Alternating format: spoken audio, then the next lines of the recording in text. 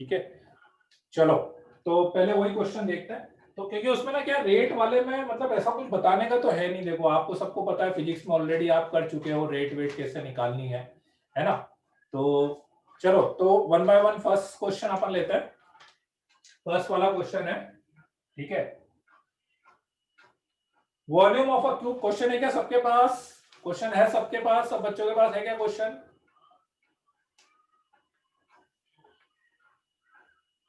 है ना, मतलब मैं बोलता जाऊंगा तो देख लोगे ना क्वेश्चन। चलो ठीक है, तो फर्स्ट क्वेश्चन है, volume of a cube is increasing at the rate of 8 centimetre cube पर सेकेंड, है ना। Volume of cube 8 centimetre cube पर सेकेंड के रेट से इंक्रीज कर रहा है। How fast is the surface area is increasing when length of the edge is 12 centimeter, length of the edge is 12 centimeter, ठीक है, length of the edge is 12 centimeter, how fast is the surface area is increasing, surface area, ठीक है। एक cube की बात कर रहा है, क्यूब की बात कर रहा है,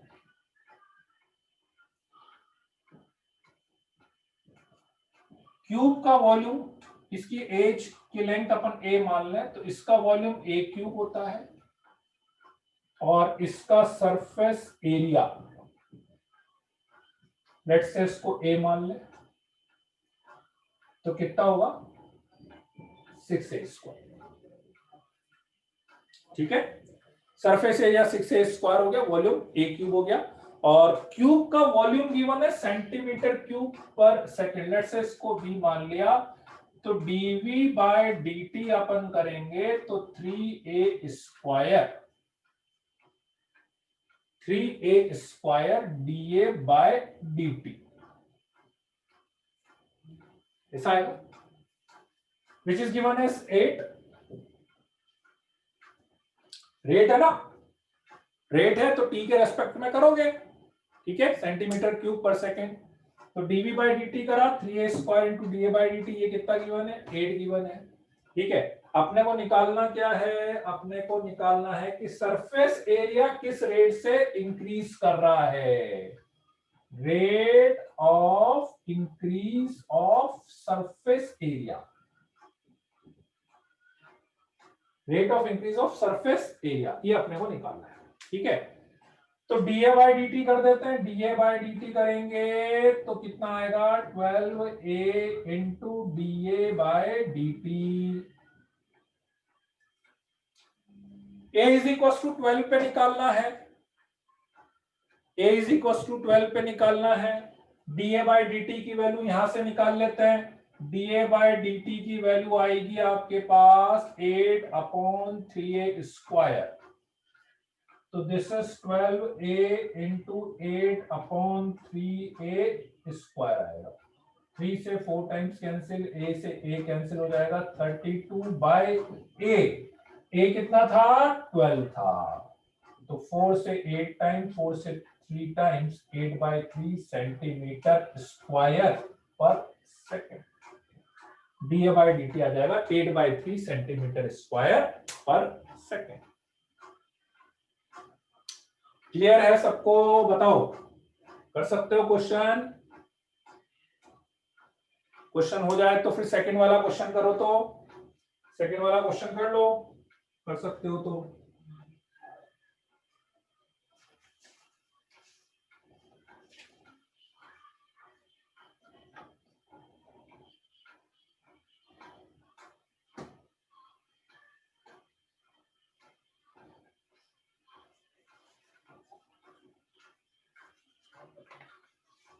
क्या हुआ, माइक ऑन नहीं है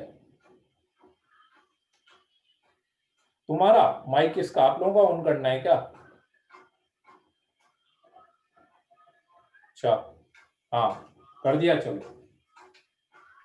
सरफेस एरिया 6a स्क्वायर कैसे आया सर? 6a स्क्वायर क्यूब है,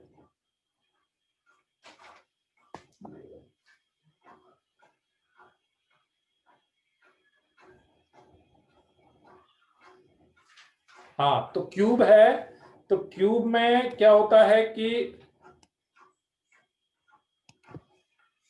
क्यूब में 6 सरफेसेस होती है, एक तरह से 6 स्क्वायर होते हैं, एक स्क्वायर का एरिया ए स्क्वायर हो गया, तो इसलिए 6 ए स्क्वायर हो गया।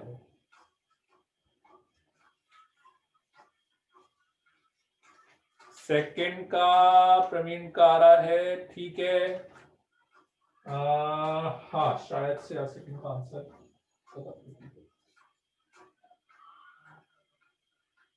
हाँ,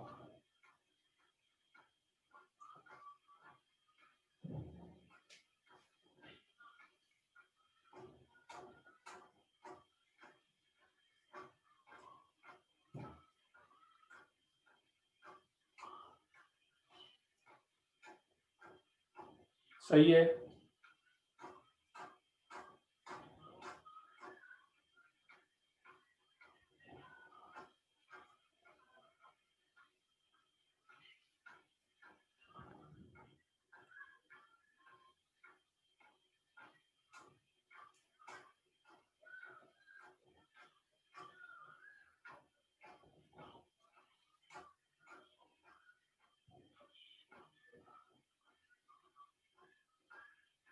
बस ऐसे क्वेश्चन में बस इतना ही करना।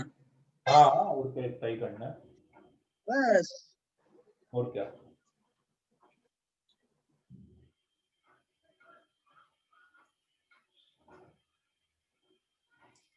हुआ सेकंड वाला? हाँ, सही है।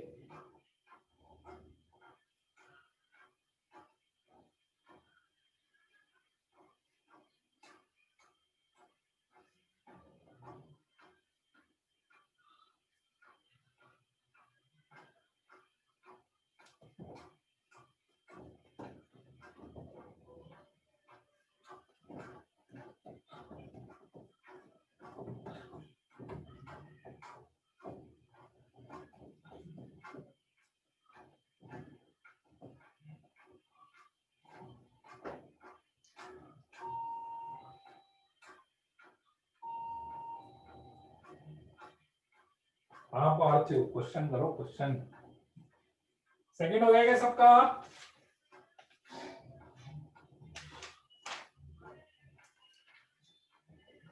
सेकंड में क्या गिवन है? A stone is dropped into a quite lake and waves moves in a circle at the speed of 5 centimetre पर सेकंड। ठीक है, देखो कुछ भी कंफ्यूजन हो ना तो अपन डायमेंशन से पता लगा सकते हैं, डायमेंशन से पता लगा सकते हैं कि एग्जैक्टली मतलब क्या चीज वो दे रहा है। जैसे अभी सेकंड क्वेश्चन में आप देखो ना, तो वो बोल रहा है stone is dropped into a quite lake and waves moves in a circle at the rate of speed of 5 centimetre पर सेकंड। मतलब वेव ऐसे सर्कुलर वेव बन रही है एक तरह से। तो wave moves at the speed of 5 centimetre पर सेकेंड, 5 सेंटीमीटर पर सेकेंड की रेट से मूव कर रहा है at the instant when radius of wave is 8 centimetre. When radius of wave is 8 centimetre, how fast is the enclosed area increases. तो आपको ये बताना है कि how fast is the enclosed area increases. Enclosed area मतलब इस circle का area आपको बताना है एक तरह से कि जो सर्कल का एरिया है वो कितने फास्टली इंक्रीज कर रहा है। ठीक है,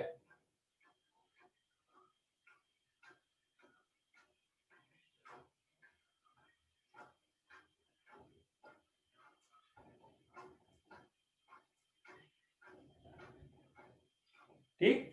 तो अब ये इसने क्या दे रखा है, एक तरह से आप देखो तो ये जो दे रखा है 5 सेंटीमीटर पर सेकेंड, ये 5 सेंटीमीटर पर सेकेंड क्या दे रखा है उसने, ये ना सेकंड वाला क्वेश्चन। हाँ, 5 सेंटीमीटर पर सेकेंड उसने क्या दे रखा है, एक तरह से रेडियस इंक्रीज करने की रेट दी हुई होगी dr/dt।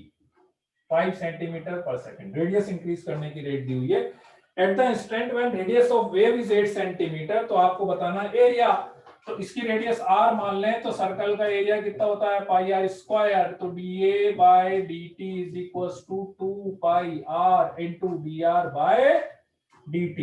2 पाई r 8 हो गया और 5 हो गया, तो 8 5 जो 42 जा 80 पाई सेंटीमीटर स्क्वायर पर सेकंड आ जाएगा। ठीक है, चलो थर्ड वाला बताओ तो।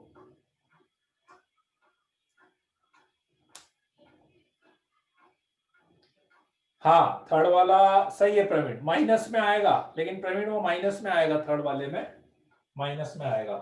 और थर्ड हो जाए तो फिर फोर्थ करना है आपको, फोर्थ वाला है थोड़ा सा करने लायक।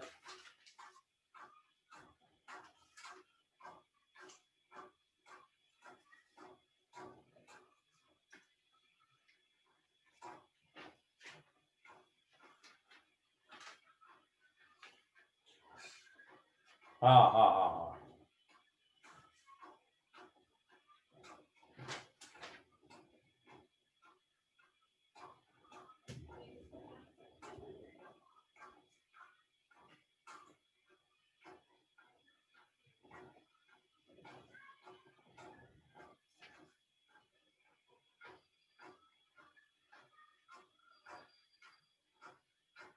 सही है, सही है, थर्ड वाला सही है।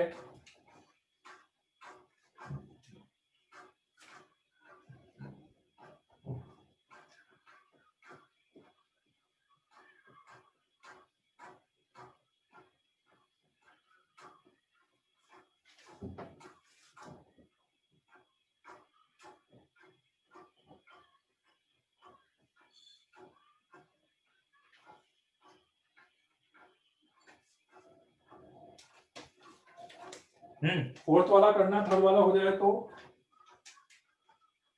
थर्ड वाला मैं बता देता हूं जिसका नहीं हुआ। A ladder 5 meter long is leaning against a wall. Third वाला ऐसा होगा बेटा, देख लेना।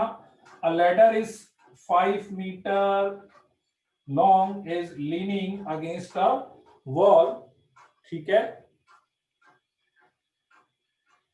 The bottom of the ladder is pulled along the ground away from the wall. ये बॉटम, ठीक है, ये वॉल है एक तरह से, ये वॉल है, ये बॉटम हो गया। तो ये बोल रहा है ग्राउंड से इधर की साइड, ग्राउंड से इधर की साइड 5 मीटर पर सेकेंड, ठीक है। Ladder is pulled along the ground away from the wall at the rate of 2 meter per second. ये इधर से 2 meter per second. How fast its height on the wall. ये भाई जैसे जैसे क्या होगा इस क्वेश्चन में, क्या होगा कि आप जैसे जैसे इसको इधर लेके जाओगे तो ये नीचे आता जाएगा, है ना, समझ रहे हो बात। ये इधर जाओगे तो ये नीचे आता जाएगा, ठीक है।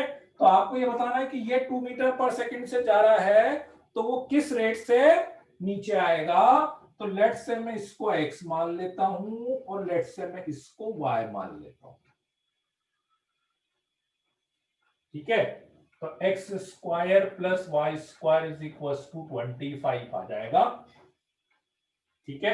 अब यदि इसका डिफरेंशिएशन करेंगे तो 2x into d x by d t plus 2y into d y by d t is equal to 0।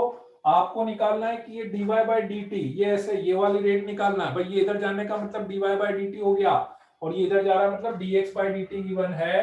तो dy बाई डी टी आपके पास आ जाए, dx बाई डी टी आपको निकालना है y is equal to minus x d x by d T.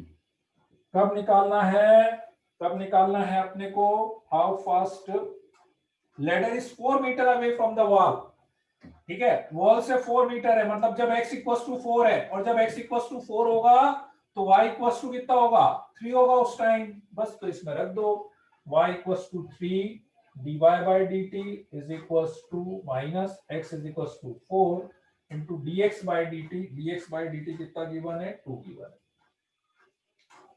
तो dy by d t आ गया आपके पास minus 8/3 meter per second, minus 8/3 meter per second. Sir ये x4 कैसे आया सर? x4 क्वेश्चन में दिया हुआ है ना, उसमें लिखा है ना, how fast it is height on the wall decreases when the foot of ladder का जो फुट है is 4 meter away from the wall. ये 4 मीटर अवे, तो ये 4 है और ये 5 तो फिक्स रहेगा ही रहेगा, तो एट दैट टाइम हो जाएगा। बस क्वेश्चन में दिया हुआ तो यस सर। एक्चुअली क्या होता है कि जैसे आप ये dx बाई डी टी या dy बाई डी टी निकालते हैं, तो ये हर इंस्टेंट पे अलग अलग आता है, ठीक है ना, x इक्वल टू 4 पे अलग आ रहा है, फिर x इक्वल टू कुछ 4.5 लोगे तो अलग आएगा वो, तो उस कारण से अपन लेते हैं।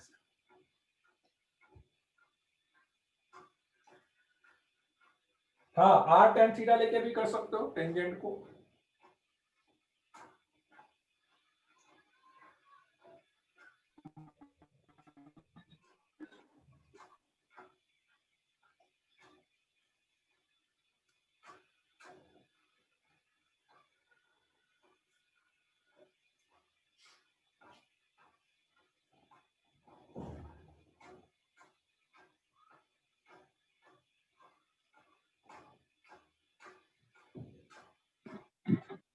सर 4 का 5 पाई सही है क्या?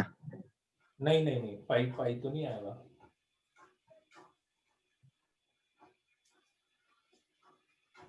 सर 40 आ रहा है क्या 4th का? नहीं नहीं, 40 एक मिनट हो गया।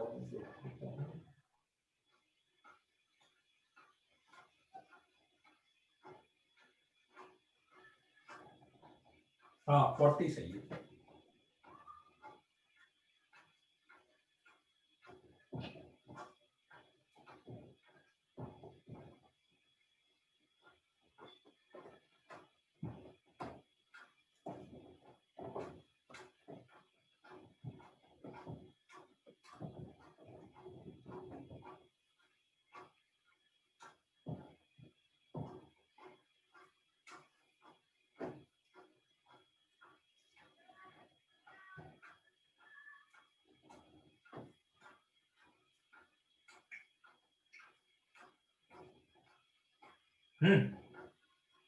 आया 40। देखो फोर्थ क्वेश्चन में क्या बोल रहा है कि a horse runs along a circle with a speed of 20 kilometre per hour. एक सर्कल में है, ठीक है, along a circle with a speed of 20 kilometers per hour, a lantern is at the center of circle। एक lantern यहां पर है, circle के सेंटर पर है, ठीक है। Horse runs along a circle with a speed, a fence is along the tangent to the circle at the point at which the horse starts। मतलब मान लेते हैं कि हॉर्स यहां से स्टार्ट कर रहा है, तो हॉर्स यहां से स्टार्ट कर रहा है और यहां पे अपने पास टेंजेंट है।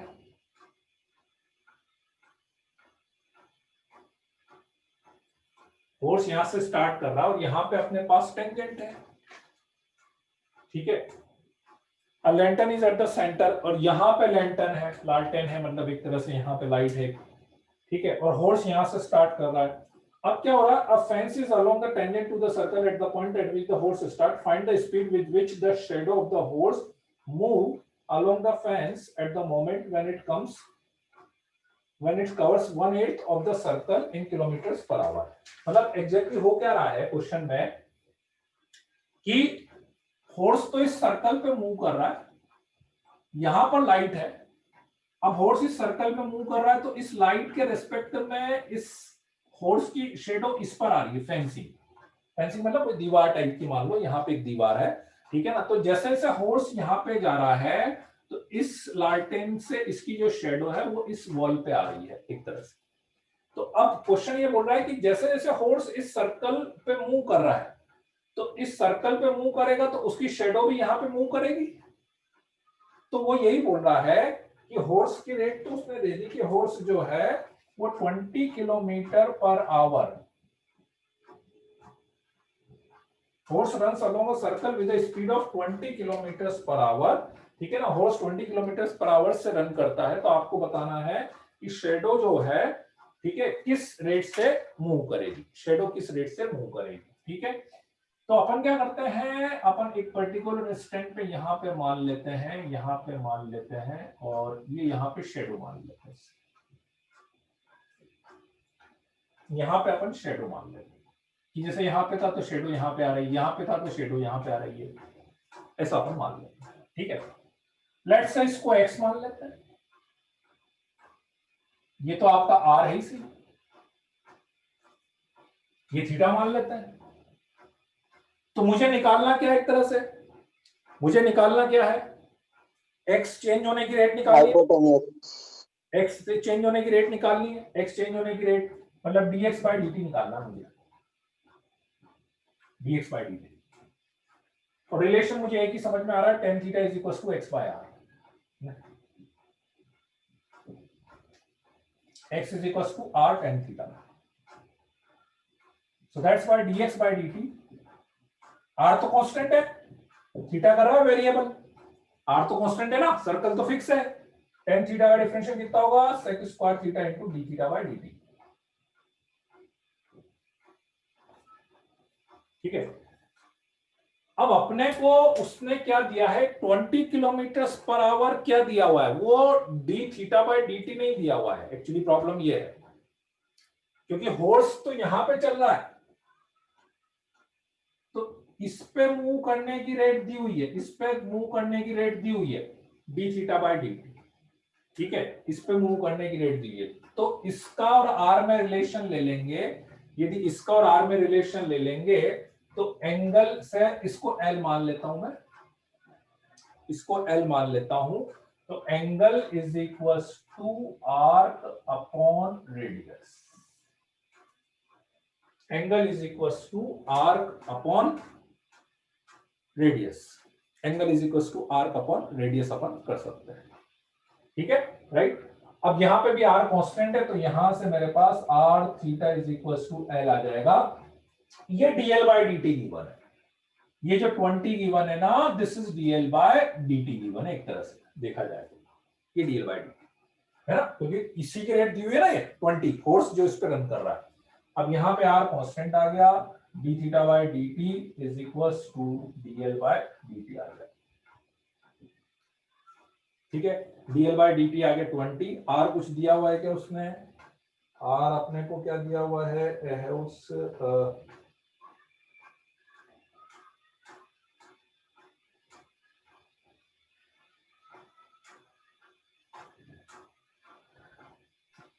सर ये हो जाएगा ना, थीटा का डिफरेंशियल R कट कर जाएगा। देंगे। जरूरत भी नहीं है ना, dl बाय dt सीधा 20 हो जाएगा, तो पूरे r d theta by dt की वैल्यू 20 हो जाएगी, और थीटा आपने को दिया हुआ उसने। ठीक है, थीटा निकल जाएगा ना, कैसे निकलेगा थीटा, थीटा क्या बोल रहा है 1/8, जब पूरे सर्कल का 45 और कर लेगा तो पूरे सर्कल का 1/8 पास मतलब 2 पाई 60/8 पाई बाय 4, क्योंकि पूरा सेंटर पूरा 2 पाई होता, उसका 1/8 मतलब 2 पाई बाय 8 हो गया, so that is pi by 4, तो वो पाई बाय 4 हो जाएगा अपने पास। ठीक है, तो sec पाई बाय 4 का स्क्वायर हो जाएगा, sec पाई बाय 4 हो गया √2 का square, that is 2, so that is 40 kilometre per hour. मतलब एक तरह से हॉर्स इस पे 20 की रेट से चल रहा है ना, तो वो जो इस पे शेड हो जाएगी वो 40 किलोमीटर पर आवर की रेट से जाएगी, जब आपका थीटा पाई बाय 4 होगा उस समय। ठीक है ना, मतलब क्या होता है कि हर पर्टिकुलर स्टैंड पे जो रेट चेंज, जो रेट का रिलेशन आ रहा है ना, वो डिफरेंट रिलेशन आता है, वो तो उसके ऊपर अपन डिपेंड करते हैं। क्लियर है बात सबको? ठीक है, तो कर लेंगे ना ऐसे वाले क्वेश्चंस, तो बताओ, और कुछ तो करने लायक है नहीं इसमें, क्योंकि है ना। ठीक है, चलो तो आगे बढ़ते हैं अपन।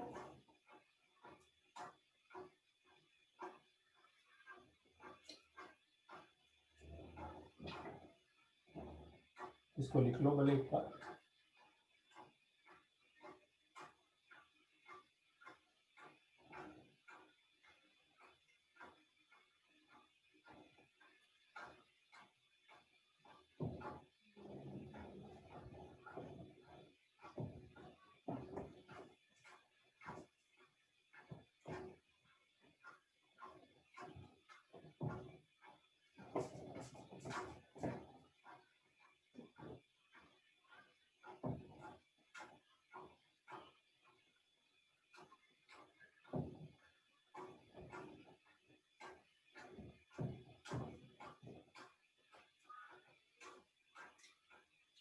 देन इसका आता है अप्रोक्सीमेशन, एक छोटा सा टॉपिक दिया हुआ है अप्रोक्सीमेशन।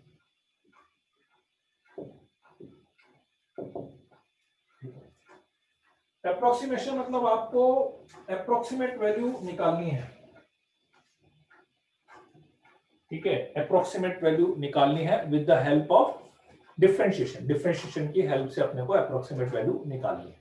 ठीक है, कैसे निकालते हैं वो वैल्यू, ठीक, उसका लॉजिक क्या है, जैसे मैं एक एग्जांपल से समझाऊंगा आपको। ठीक है, लेट्स से मुझे 15 टू दी ब्लर होगा, है, ब्लर। क्यों भाई दिख नहीं रहा क्या? बाकी सबने तो कुछ सर नहीं दिख रहा है सर। दिख रहा है, दिख रहा भी सबको। 15 टू दी पावर 1/4, ठीक है, let's say 15 to the power 1/4 की वैल्यू अपने को निकालनी है ना। तो अब ऐसे केसेस में क्या करते हैं अपन कि सबसे पहले तो आपको एक फंक्शन एज्यूम करना पड़ेगा। सबसे पहले तो आपको एक फंक्शन एज्यूम करना पड़ेगा। ठीक है, इसको देखते हुए फॉर एग्जांपल अभी यदि मैं कोई फंक्शन एज्यूम करूंगा तो fx is equals to x to the power 1/4, x to the power 1/4, समझ में आ रहा? इसको देख के कि भाई 15, तो एक तरह से f ऑफ 15 मुझे निकालना है। ठीक है, x टू द पावर 1/4 की वैल्यू मुझे निकालनी है। ठीक है, अब क्या होता है क्वेश्चन में कि जो भी वैल्यू वो पूछेगा ना, उसके नियरेस्ट में कोई नंबर ऐसा आपको दिख जाएगा जिसकी कैलकुलेशन आप डायरेक्ट कर सकते हो। ठीक है ना, उसकी कैलकुलेशन आप डायरेक्ट कर सकते हो। जैसे अभी इसमें समझ में आ रहा, 15 टू द पावर 1/4 के नियरेस्ट में यदि मैं वेरी गुड 16 ले लेता, ठीक है, मतलब x इज इक्वल टू 16 ले लेता, मतलब ये एक तरह से y है। यदि मैं 16 ले लेता तो f ऑफ 16 की value 16 to the power 1/4 that is equal to 2 आ जाती है। f ऑफ 16 की वैल्यू 2 आ जाती है। ठीक है, राइट। तो हमेशा क्वेश्चन में जिसकी भी वो अप्रोक्सीमेट वैल्यू पूछेगा उसके नियरेस्ट में कोई ना कोई आपको वैल्यू मिल जाएगी, ऐसे है ना। अब न्यू देखा जाए ना तो फॉर्मूला बहुत सिंपल सा है। जैसे f डैश x लिखते हो ना, क्या लिखते हो बेटा? x plus h minus fx upon h, ऐसे लिखते हो ना। ठीक है, तो इनडायरेक्टली अपन इसी को यूज कर रहे हैं, एक तरह से इनडायरेक्टली अपन इसी को यूज कर रहे हैं। तो f ऑफ h की जगह ऐसा मान लेना कि मैंने डेल्टा x रख दिया है, h की जगह मैंने डेल्टा x रख दिया, लिमिट h टेंडिंग टू 0, तो डेल्टा x में बहुत स्मॉल लूंगा, डेल्टा x बहुत स्मॉल लूंगा, तो f dash x delta x is equals to f of x plus delta x minus fx। ठीक है, सो फाइनली मतलब बस फॉर्मूला ये है आपका, मतलब ये मान लो कि ये फॉर्मूला है एक तरह से, बाकी तो सीधे अपने को बस अब कैलकुलेशन करनी रहेगी इसमें। fx plus delta x minus fx is equal to f dash x into delta x। ठीक है, आप कैलकुलेशन कैसे करोगे? x is equal to 16, fx is equal to 2, तो x इज इक्वल टू 15 पे मुझे fx निकालना है। तो डेल्टा x कितना होगा? डेल्टा x कितना होगा बताओ? डेल्टा x कितना बोलोगे?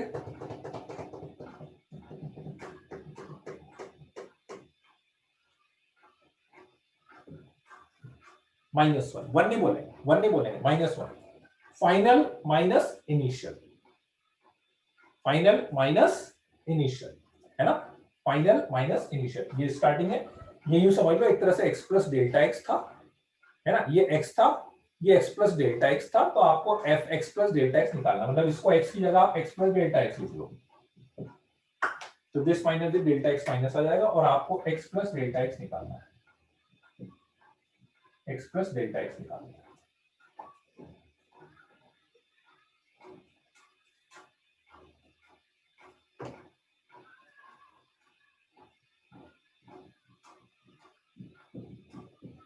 ठीक है, बस तो यहां से सीधा फॉर्मूला लगाओ, सब कुछ आपके पास है। तो f of x plus delta x minus 2 is equal to f dash x।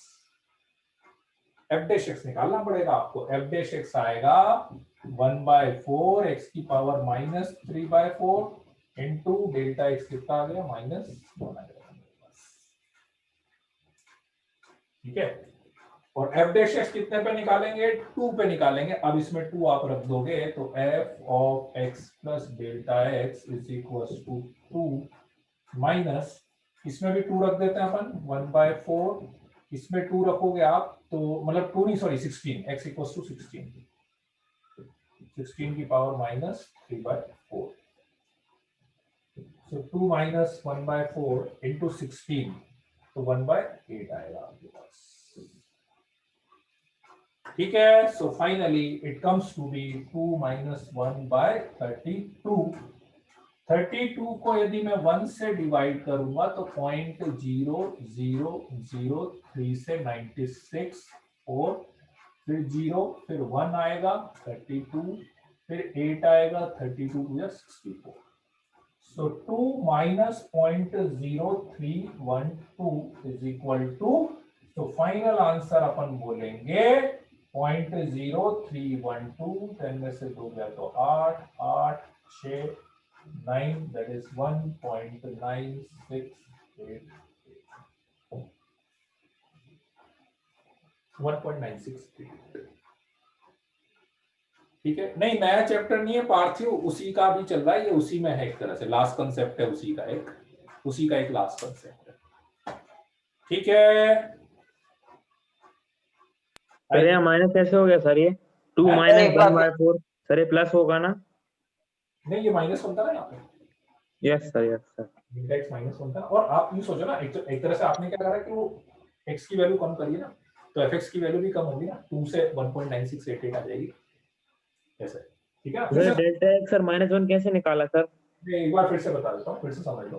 ठीक है, सबसे पहले तो आपको क्या करना है कि एफ एक्स एज्यूम करना है।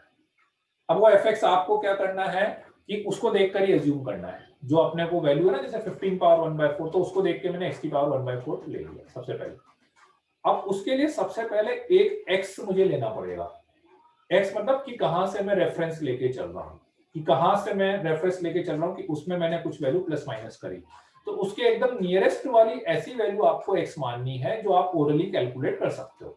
तो फॉर एग्जांपल मैंने x = 16 ले लिया, तो अब आप यूं समझ लो कि ये मेरा x है और ये x प्लस डेल्टा x है, मतलब जो प्लस माइनस h करते हैं अपन, तो ये x है और ये x प्लस डेल्टा x है। x ये हो गया, डेल्टा x हो गया, तो इसमें से इसको माइनस करेंगे तो वो डेल्टा x आ जाएगा। ठीक है, x मतलब जो वैल्यू अपन ओरली कैलकुलेट कर रहे हैं, x मतलब जो वैल्यू अपन ओरली कैलकुलेट कर रहे हैं, डेल्टा x मतलब जो आपकी फाइनल वैल्यू है वो x प्लस डेल्टा x होगी, तो दोनों को माइनस कर देंगे, फाइनल माइनस जो बेसिक है उसको करेंगे तो डेल्टा x आ जाएगा। इसके लिए fx है, आपको इसके लिए fx निकालना है, x के लिए fx है, इसके लिए आपको fx निकालना है। ठीक है, ये सीधा सीधा फॉर्मूला है, फॉर्मूला में कभी भी कंफ्यूज हो जाए तो इस पे चले जाना, इसमें h की जगह डेल्टा x कर देना, बाकी सारी वैल्यू अब आपके पास है। fx था आपके पास, f डैश x यहां से निकाल के उसमें x = 2 रख देना और डेल्टा x आ गया और fx भी रख देना, ऐसा आ जाएगा। आई की नहीं बात समझ में, बताओ। थोड़ी सी कैलकुलेशन रहती है लास्ट में, वो डेसिमल वाली, वो बोलेगा कि अप टू 2 डेसिमल 3 डेसिमल या 4 डेसिमल, तो वो आप निकाल लेना है। सर -1 कहाँ से आया? x delta x minus x, final minus initial, तो दोनों को माइनस करेंगे तो -1 आ जाएगा।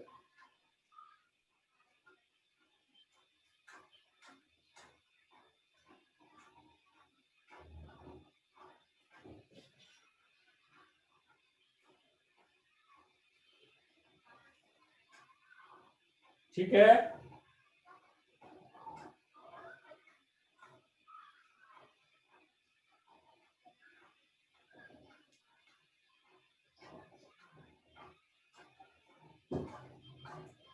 चलो तो करो, देखें एक आध क्वेश्चन।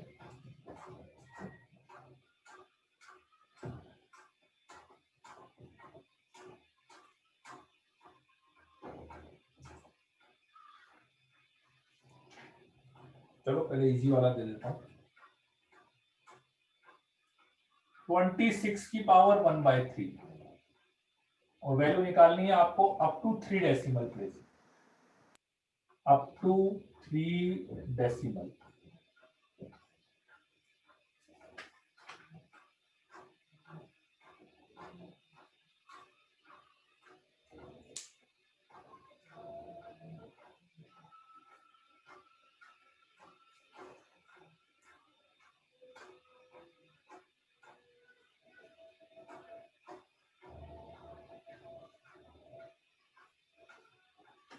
फॉर्मूला सीधा ही लगाना है, बस आपको x डेल्टा x रखना पड़ेगा।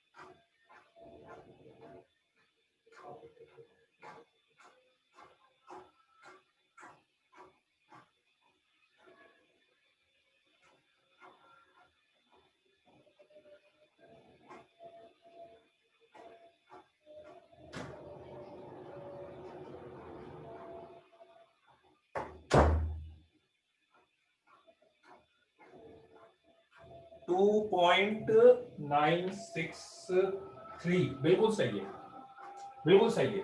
इसका आंसर आना चाहिए 2.963।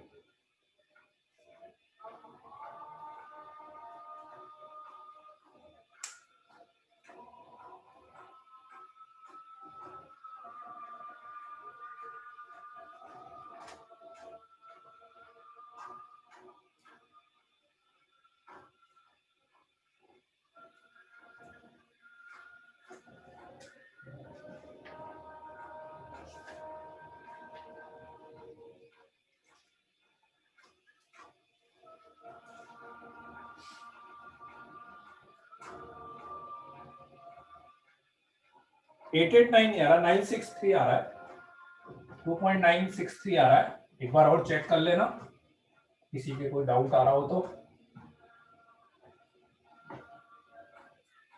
एफ एक्स क्या लोगे, एक्स की पावर 1/3, एक्स क्या लेंगे 27, तो एफ एक्स हो गया 3,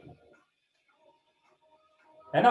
हाँ एग्जैक्टली। चलो तो x प्लस डेल्टा x हो गया 26, तो डेल्टा x कितना हो गया -1 हो गया। ठीक है, तो F x plus delta x मुझे निकालना है, minus F x 3, F dash x 1/3 x की पावर -2/3 इंटू डेल्टा x कितना -1, सो दैट इज 3 - 1/3। यहाँ पे रखेंगे 27 की पावर -2/3, 3 - 27 हो गया 3 क्यूब, ये कैंसिल, 3 का स्क्वायर 9, 1/27 आ गया, है ना? तो 27 को यदि 1 से डिवाइड करेंगे 0.000, 27 3 जा 81, 19, ठीक है, फिर 190, तो 81 6 7 का 7 49 7 दूनी 14 4 18 7, ठीक है, तो 0.037 आ रहा है, 0.037, तो 2.963 आ जाएगा। बिल्कुल सही, बिल्कुल सही है, बहुत बढ़िया। ठीक है, चलो एक क्वेश्चन और कर लो बस, बाकी तो हो ही जाएंगे इसमें। ठीक है, सर डेल्टा x सर -1 समझ में नहीं आ रहा सर, कैसे आ रहा है? अरे देखो, आपने x 27 माना, ये समझ में आ रहा है बात की 27 यस के, सर मान लिया, यस सर। अब मुझे वैल्यू निकालनी है 26 पावर 1/3 की। मतलब मैं एक तरह से यूं मान लो ना कि 27 को मैंने रेफरेंस मान रखा है कि 27 है, वो मेरा बेसिक x है, वो बिल्कुल रेफरेंस है 27 x। तो फिर मेरे पास जो चेंज होके जो x बना, उसको मैं x प्लस डेल्टा x मान रहा हूं, जो चेंज होके बना। ठीक है, तो चेंज होके जो बना वो क्या है 26, तो वो मेरा x प्लस डेल्टा x। तो बस x प्लस डेल्टा x में से x को माइनस कर दो तो डेल्टा x आ जाएगा। आई बात समझ में? Yes sir. बस दो चीजें देखो आप, x और x प्लस डेल्टा x, बाकी तो माइनस कर दोगे तो आ जाएगा उसमें।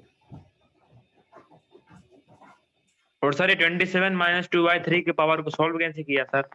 सर ये नहीं आया। 27 का 3 क्यूब हो गया ना, 3 क्यूब हुआ तो क्यूब से क्यूब कैंसिल हो गया, बचा 3 की पावर -2, तो 1/9 हो गया, 27 हो गया। तो यहाँ पे तो वैल्यू ऐसी आएगी हमेशा जो सॉल्व हो जाएगी, यहाँ पे वैल्यू ऐसी आएगी जो हमेशा सॉल्व हो जाएगी। 27 को 3 का क्यूब लिख लो, सॉल्व हो जाएगा।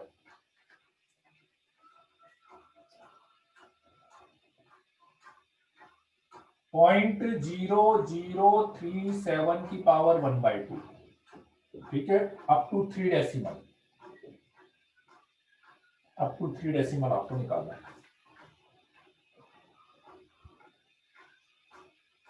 0.0037 की पावर 1/2।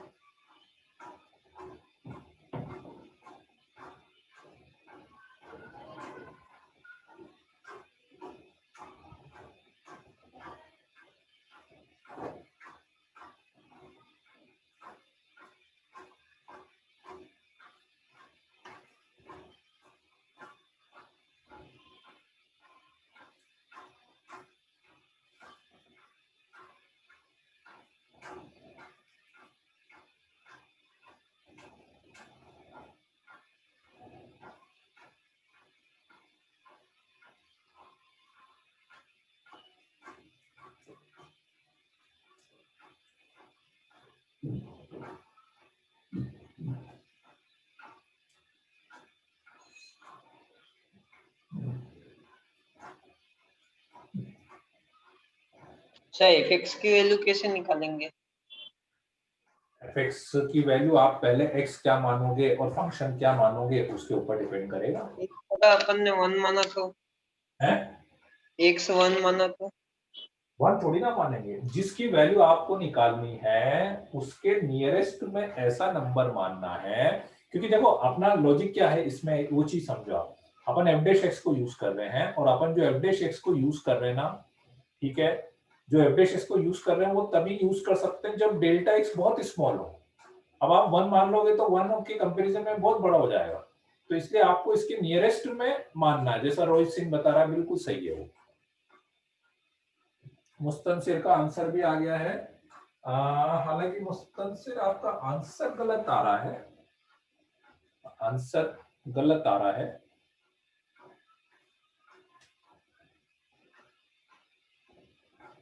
नहीं आस्था,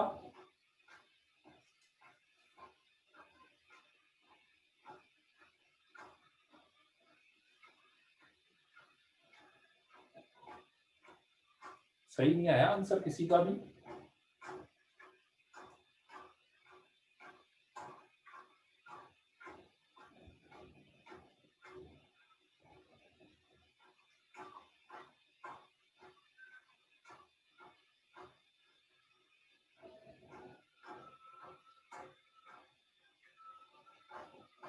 ना ना, ना।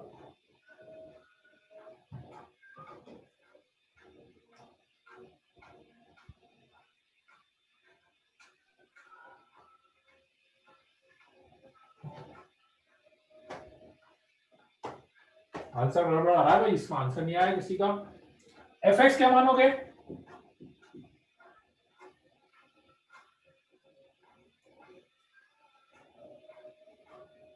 .0608। हाँ शायद मुस्तनसिर का सही लग रहा है मेरे को आंसर, मुस्तनसिर आपका आंसर सही है शायद से। सर -0.06 गलत sir, 1 minute sir, 1 minute. Minus वो माइनस नहीं करा होगा आपने। x की पावर 1/2 मान लेते हैं फंक्शन, ठीक है, समझ में आ रहा फंक्शन कैसे मान रहे हैं, सीधा सीधा x की पावर 1/2 फंक्शन मान लिया मैंने। हाँ ये सही है, रोहित मिश्रा सही है, ये मेरे को भी ये लग रहा है, ये आंसर है ना। अब x किसको मानोगे, x की वैल्यू क्या लोगे बताओ? x की वैल्यू इसमें x क्या लोगे जो आप ओरली कैलकुलेट कर सकते हो? 0.0036। हाँ एग्जैक्टली, x ले लिया 0.0036, तो fx हो जाएगा 0.06, इसका स्क्वायर करोगे तो यही तो यस आएगा। सर, यही है सर। यस ये तो आपको मानना ही पड़ेगा यार। यस सर, ये तो मान लिया सर। ठीक है, अब x प्लस डेल्टा x कितना हो गया?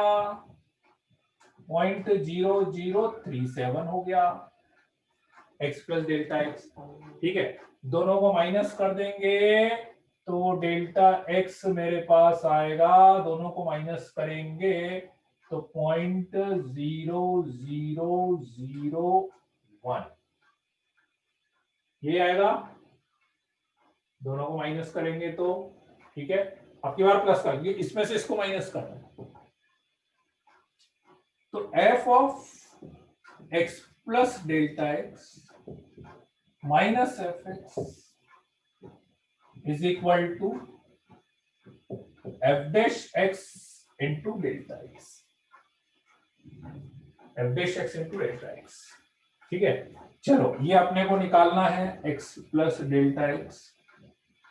fx कितना हो गया? 0.06 हो गया। f डैश x हो जाएगा रूट x का differentiation 1/2 root x into delta x कितना है अपना? डेल्टा x से 0.0001। So finally f of x plus delta x आ जाएगा आपके पास 0.06 plus 1/2 root x। Root x आएगा, इसका रूट निकालेंगे तो रूट x हो रहा मतलब एक तरह से ये है आपका x, तो इसका रूट निकालेंगे तो कितना आएगा? 0.06 आएगा इंटू यहाँ पे 0.0001 आ जाएगा।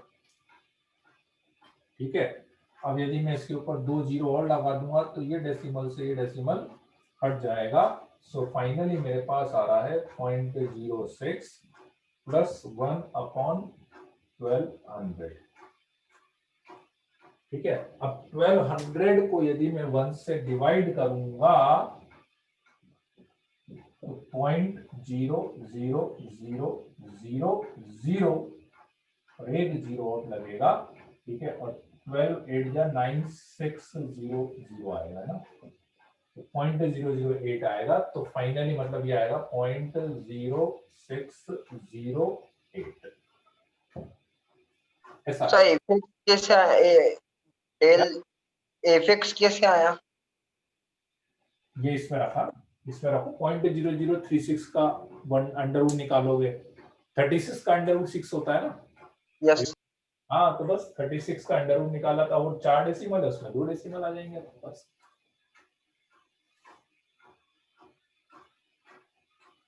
Yes sir. सर वो मेरी थोड़ी कैलकुलेशन मिस्टेक हो गई थी सर, हाँ, वो गलत इसमें कर दिया सर वो। डेसिमल वाले का थोड़ा सा सर ये मैंने 0.01 माइनस मिस्टेक हो गई सर, 1 ले लिया था मैंने, डेल्टा एक्स गड़बड़ हो गई थी मेरी।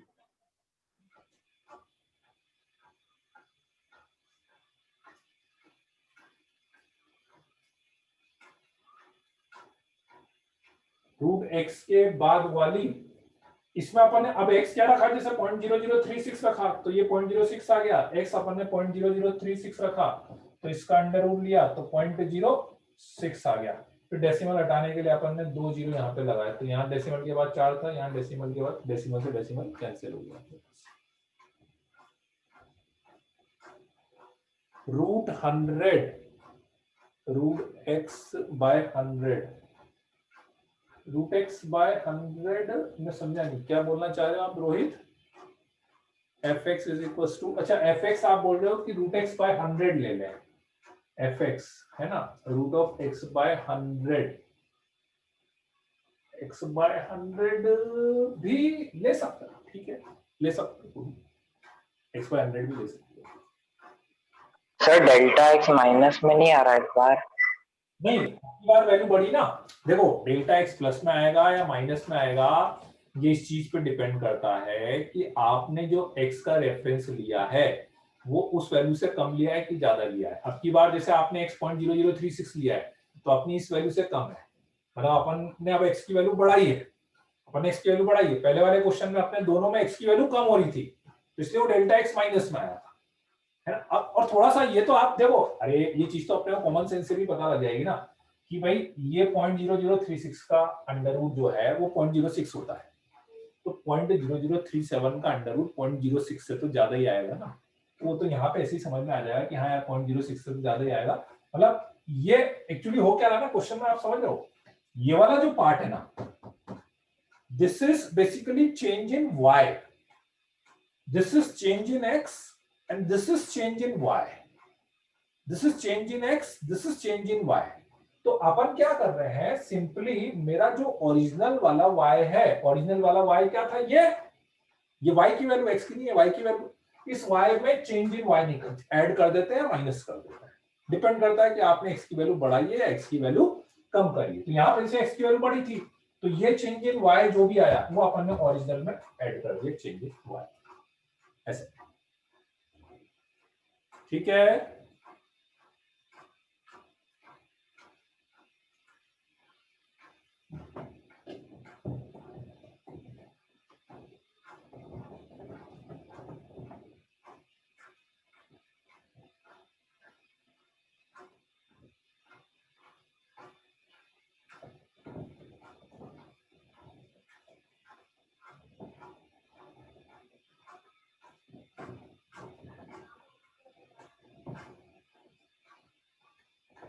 चलो तो अब अपन नेक्स्ट चैप्टर स्टार्ट करते हैं, मोनोटोनिसिटी।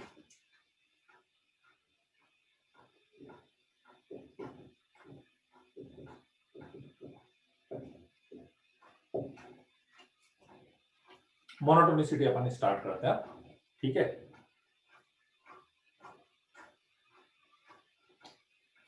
सर अधिक बार प्लस या -1 ही आएगा क्या डेल्टा एक्स, प्लस या -1 का डेल्टा एक्स ही आएगा क्या?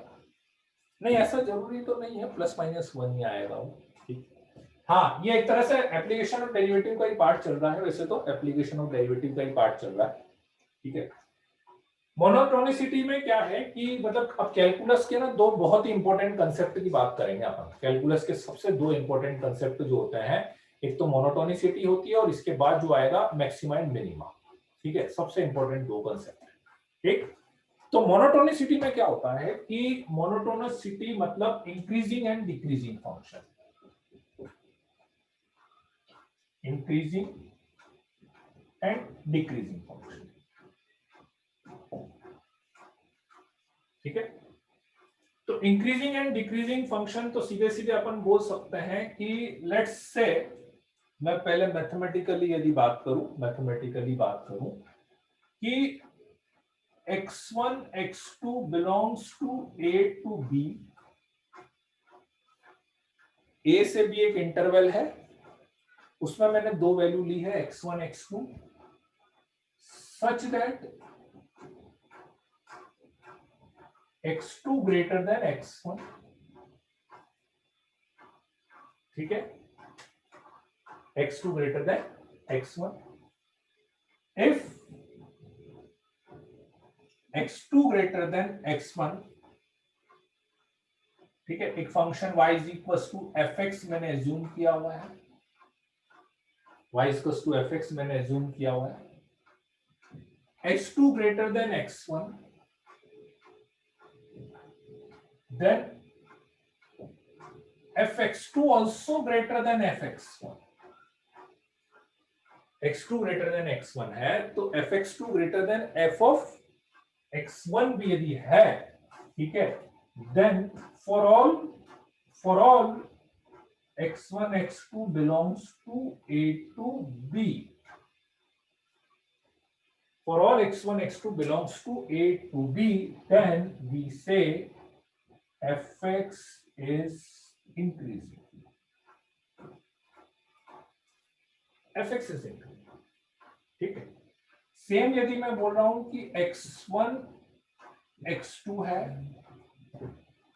But fx1 is greater than fx2 आ जाए, मतलब जिसके x की वैल्यू ज्यादा है उसके fx की वैल्यू कम आ जाए, for all x1 x2 belongs to a to b, then we can say fx is decreasing,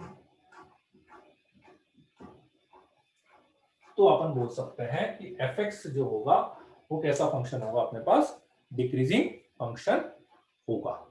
ठीक है ना। अब इस कंसेप्ट का मीनिंग क्या है, यदि मैं ग्राफिकली बात करूं, ग्राफिकली मैं बात करूं ए से लेके बी तक,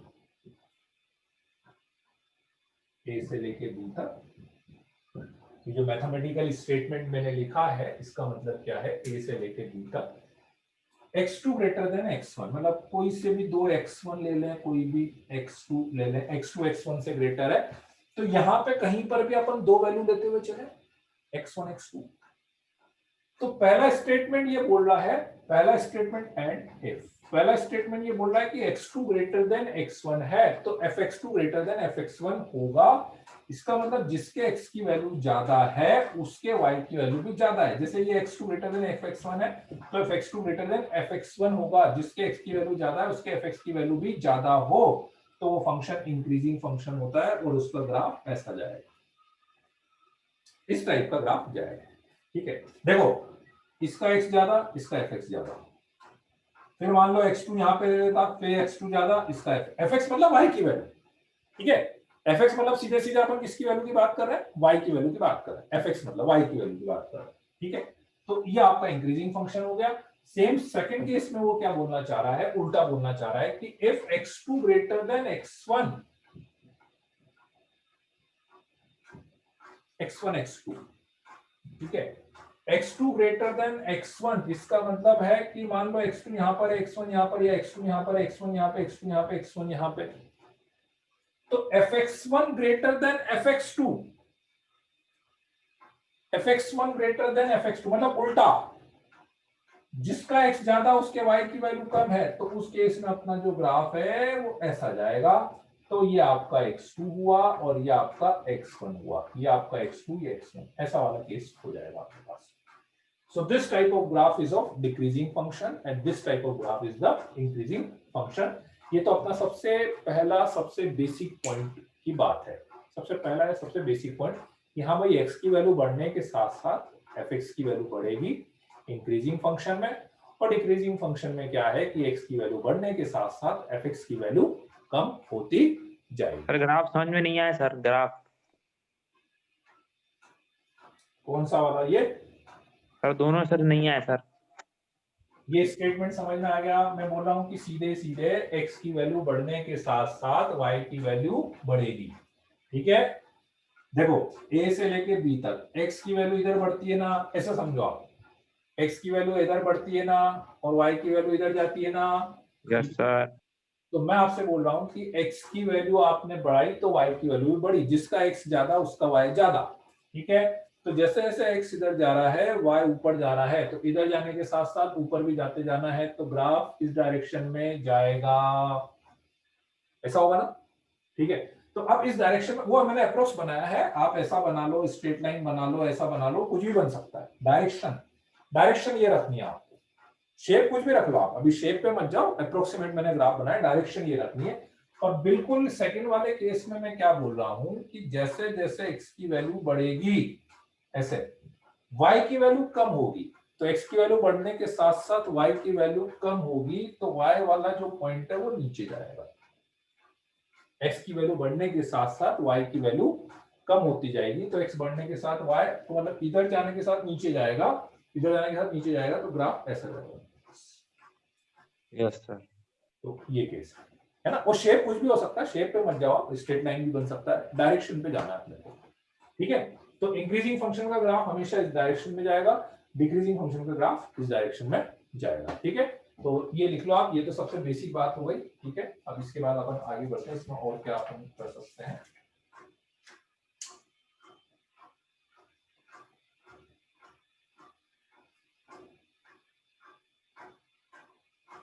सर उसमें भी डिफरेंशिएशन होगा। हाँ, सब एप्लीकेशन ऑफ डेरिवेटिव ही चल रहा है, एप्लीकेशन ऑफ डेरिवेटिव मतलब डिफरेंशिएशन चल रहा है अपने को, डिफरेंशिएशन यूज होगा। क्या बोर्ड में ज्यादा कौन सा पूछते हैं, मैक्सिमा या फिर मोनोटोनिसिटी या टेंजेंट एंड नॉर्मल में से किसका ज्यादा पूछते हैं? सब आता है, मैक्सिमम मिनिमा भी आता है, मैक्सिमम मिनिमा ज्यादा आता है उसमें, बड़े क्वेश्चन में मैक्सिमम मिनिमा ज्यादा आता है। क्या आएगा सर बोर्ड में? अरे सर ज्यादा बोर्ड में क्या आएगा? बोर्ड में आएगा ना, ये भी आता है, मैक्सिमम मिनिमा भी आता है, दोनों आता है।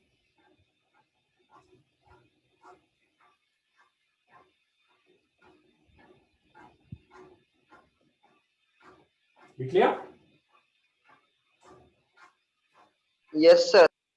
चलो अब इसको चेक करने की बात पर अपन आते हैं कि इसको एग्जैक्टली अपने को चेक कैसे करना है, कैसे पता लगाएंगे अपन कहाँ पे फंक्शन इंक्रीजिंग है, कहाँ पे फंक्शन डिक्रीजिंग है।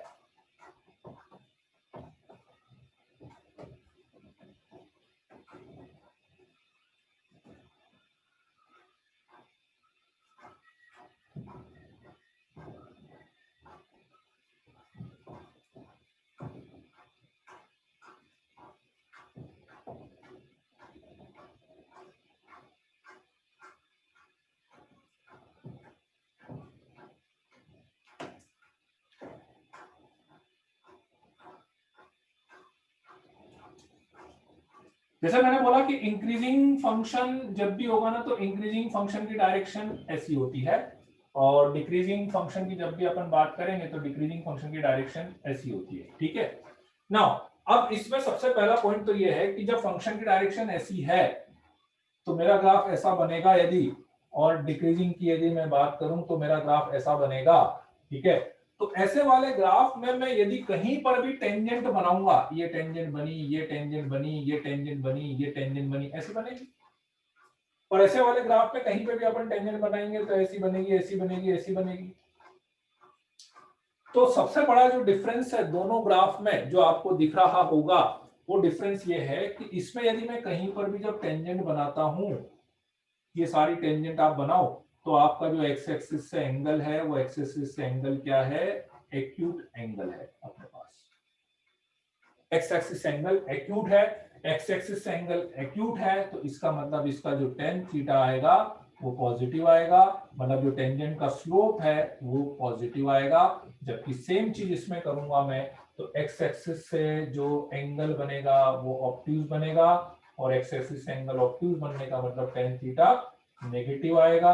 टेन थीटा नेगेटिव आने का मतलब dy बाई dx जो है वो नेगेटिव आएगा, बस स्लोप नेगेटिव आएगा। तो इसमें यह है कि स्लोप पॉजिटिव आएगा, और इसमें यह है कि स्लोप नेगेटिव आएगा। ठीक है, तो इसलिए अब अपन सीधे सीधे एक स्टेटमेंट तो मेरे पास ये बन गया कि जहां जहां पे मेरा डिफरेंशिएशन पॉजिटिव है फंक्शन इंक्रीजिंग है, जहां जहां पे डिफरेंशिएशन नेगेटिव है वहां वहां पे फंक्शन डिक्रीजिंग होगा। ये तो सबसे पहला स्टेटमेंट अपने पास बन जाता है। ठीक है, सो फॉर इंक्रीजिंग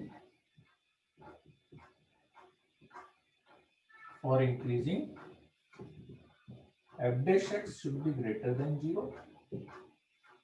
ठीक है, and for decreasing f dash x should be less than 0. For decreasing f dash x less than 0, for increasing f dash x greater than 0 हो जाएगा अपने पास, ऐसा अपन बोल सकते हैं। ठीक है ना, ये तो सबसे बेसिक बात हो गई। अब इसमें अपन और अलग अलग केसेस पर आते हैं कि ग्रेटर देन 0 के साथ ग्रेटर देन इक्वल टू 0 हो जाएगा तो क्या करेंगे, लेस देन इक्वल टू 0 हो जाएगा तो क्या करेंगे अपन, है ना, उस वाले पॉइंट पर आते हैं। इसको लिख लो एक बार ग्राफ बना के।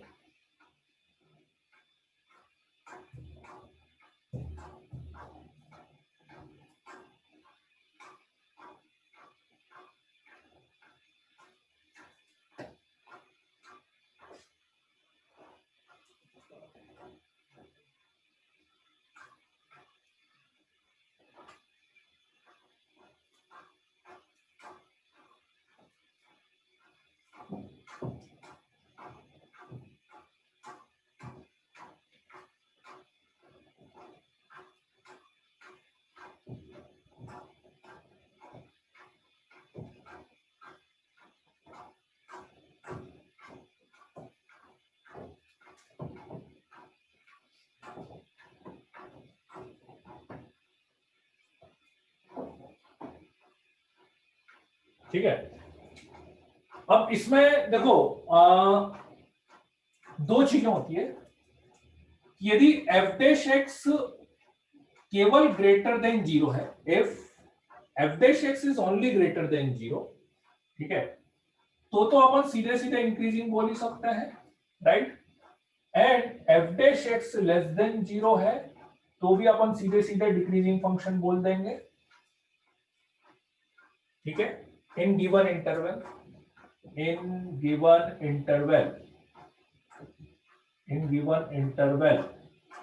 If f dash x is greater than 0 तो इंक्रीजिंग हो गया, F dash x less then 0 हो गया तो डिक्रीजिंग हो जाएगा, ठीक है, राइट। अब इसमें जो सबसे इंपॉर्टेंट बात है वो ये है कि यदि मेरे पास f dash x greater than equals to 0 आ जाए तो क्या करना है मुझे।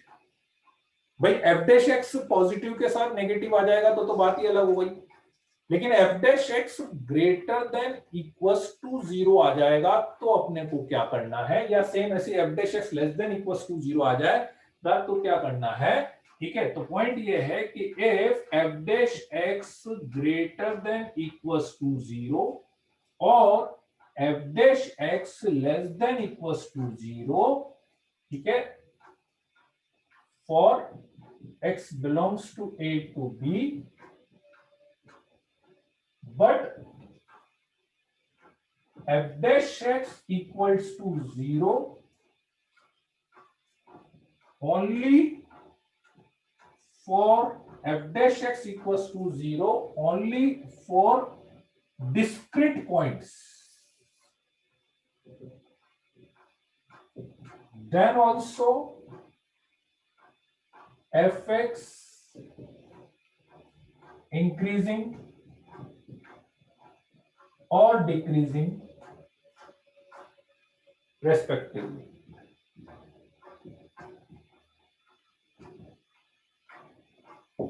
Then also fx increasing or decreasing respectively, but if f dash x equals to 0 for an interval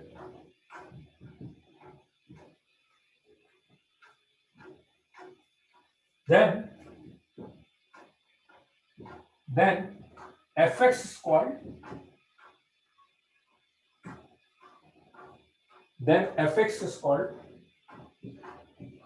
non-decreasing for f dash x greater than equals to 0 and non-increasing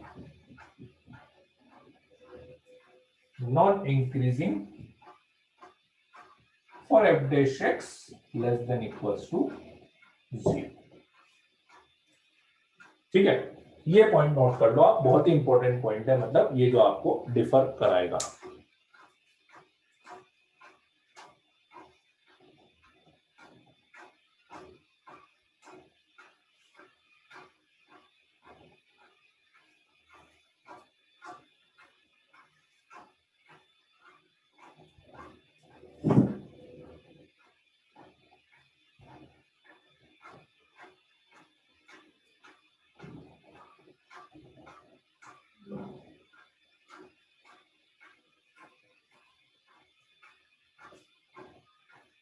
हाँ पार्थिव, बस 2-3 minute और है, बस ये पॉइंट एक्सप्लेन कर दूं मैं, बस आज का लास्ट लीजिए, ठीक है। चलो लिख लिया क्या, ठीक है। देखो पॉइंट क्या बताया मैंने, बहुत इंपॉर्टेंट पॉइंट है, ध्यान से समझना कि देखो इंक्रीजिंग जहां जहां पे एफ डैश एक्स पॉजिटिव आ रहा है इंक्रीजिंग है, f dash x less then 0 आ रहा है डिक्रीजिंग है। अब मैं बात कर रहा हूं कि f dash x greater than equals to 0 आ जाए तो भी क्या अपन इंक्रीजिंग बोलेंगे, ठीक है ना। अपन ने दो वर्ड की बात करी, दो वर्ड मैंने बोले हैं, एक तो इंक्रीजिंग वाला बोला है और एक यहाँ पर नॉन डिक्रीजिंग वाला बोला है ना।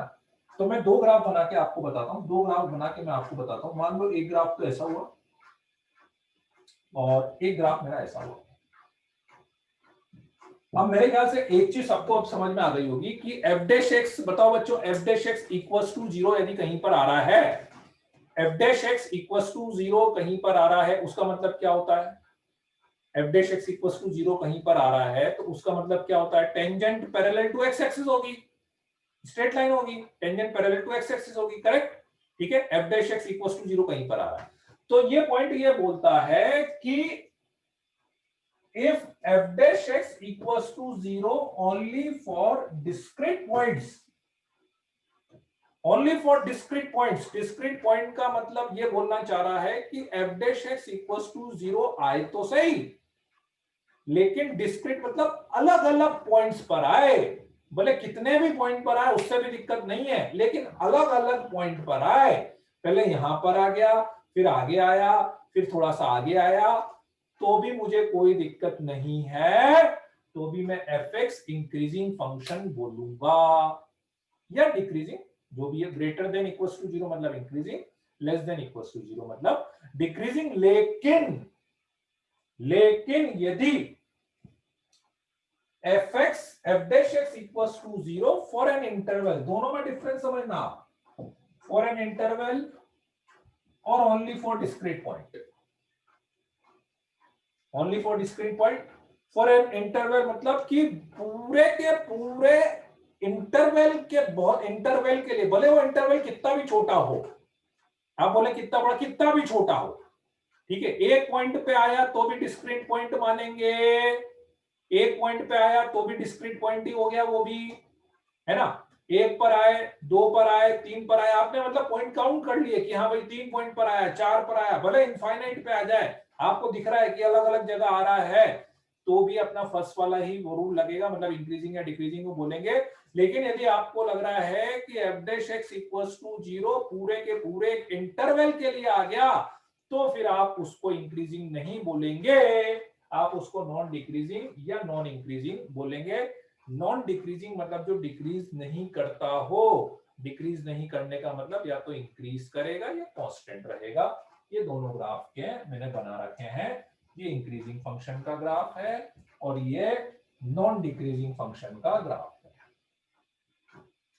इसमें क्या हो रहा है, यहां से यहां तक इंक्रीज करा, यहां से यहां तक आपको f dash x पॉजिटिव मिलेगा, यहां से यहां के यहां तक इस वाले पार्ट के लिए f dash x equal to 0 मिलता रहेगा।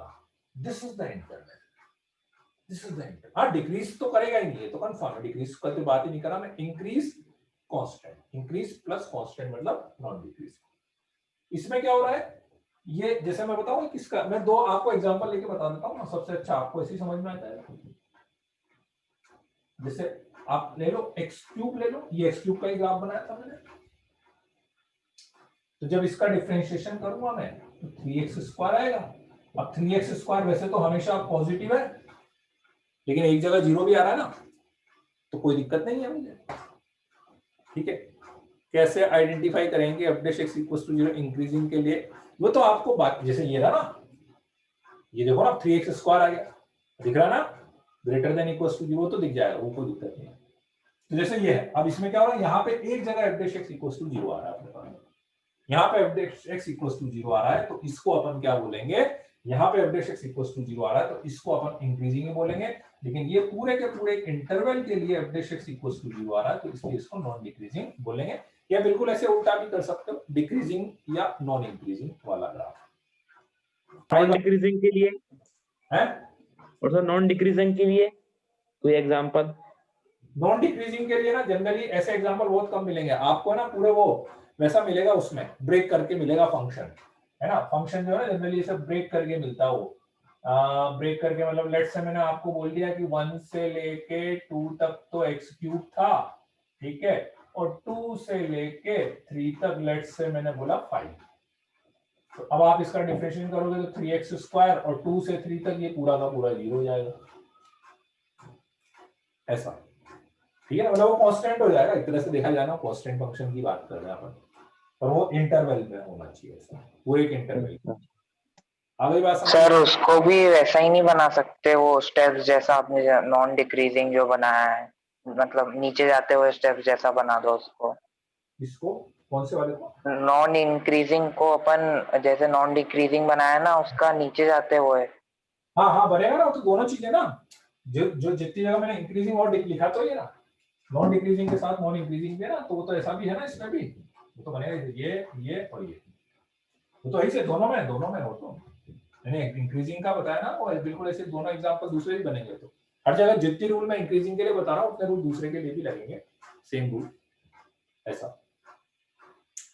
ठीक है, क्लियर है? आई बात समझ में? ठीक है, चलो तो अब इसके एग्जांपल्स, बाकी इस पे क्वेश्चंस तो अपन नेक्स्ट क्लास में कंटिन्यू करते हैं। ठीक है ना, आप जब तक टेंजेंट एंड नॉर्मल का मॉड्यूल पूरा कर लेना। ठीक है, चलो okay then, bye bye, good night, see you. Sir वो ई सॉल्यूशन में वो बता नहीं रहे आंसर, वो टीचर्स होना बोल रहे कि हमारे इधर नहीं पढ़ाया है यूं बोल रहे, तो हमारे इधर नहीं पढ़ा।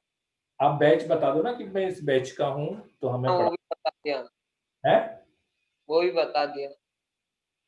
तो भी नहीं पता है आंसर सर देंगे। तो बोल रही है, खुशी बोल रही है मुझे तो आंसर मिल जाते हैं, तो उल्टे उल्टे क्वेश्चन पूछे होंगे या तो कुछ। नो सर, वो वेक्टर के पूछे थे उनके यहाँ नहीं हुआ, तो वो बोल रहे कि अब उनसे पूछो। ऐसा तो नहीं, तो खुशी तो बोल ही रही है देखो आंसर मिल जाते हैं, खुशी है। अच्छा खुशी तो क्यों, तो आपके बैच में ऐसे अलग अलग थोड़ी ना होगा, खुशी के लिए आप सबको एक ही तो टीचर अलॉट हो रखा होगा, अलग अलग नाम आता है क्या उसमें आप जो डाउट भेजते हो? Yes sir. अच्छा मेरा आ रहा, खुशी वाले में आप खुशी बोलिए कि आप खुशी वाले में मेरा नाम आ रहा है ऐसा। पार्थिव तुम्हारे में किसका आ रहा है? तुम्हारे में वीएल सर का आ रहा है शायद। विकास लोया सर। हाँ अच्छा मैं समझा, तुम उधर के हो ना, तुम फूटी कोटी वाले, तुम फूटी कोटी में लिया है तुमने एडमिशन। Yes sir. हाँ तो वो फूटी कोटी वाले के लिए वीएल सर होंगे, और जिसने इधर लिया हुआ ना विजयनगर या इधर की साइड, वो ऐसे चल रहा है। हाँ तो विजयनगर वाले में मेरा नाम आता होगा, वो आप समझा मैं इसलिए।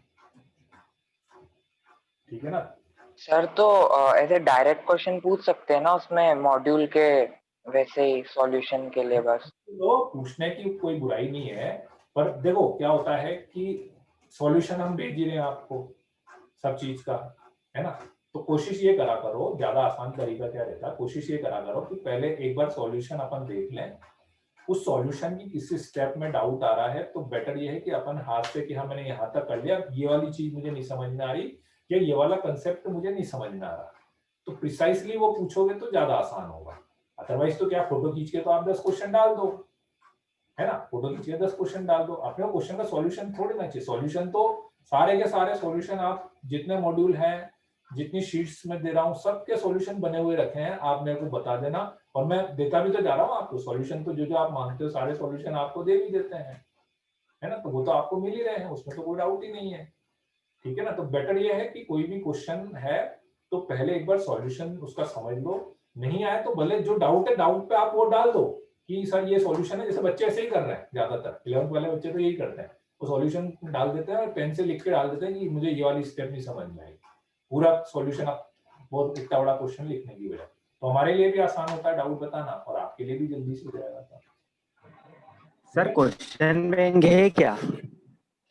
क्वेश्चन है तो सही, आप यदि मॉड्यूल पूरा कर पा रहे हो तो क्वेश्चन बैंक में मैं दे दूंगा, मतलब question bank actually soft copy में तो शायद से नहीं है, पर मेरे पास रखा हुआ है, आप बोलो तो मैं टॉपिक वाइज फोटो खींच के आपको भेज दूंगा, क्योंकि शायद से सॉफ्ट कॉपी में आया तो नहीं है, पर पहले यस सर भेज दीजिएगा। मॉड्यूल पूरा हो जाए। मॉड्यूल तो हो गई। हो गई तो मेरे को बता, पर्सनल मैसेज कर देना मेरे को कौन से टॉपिक का क्या चाहिए, तो मैं कर दूंगा, है ना। ठीक है, चलो okay then, bye bye, good night. Bye sir.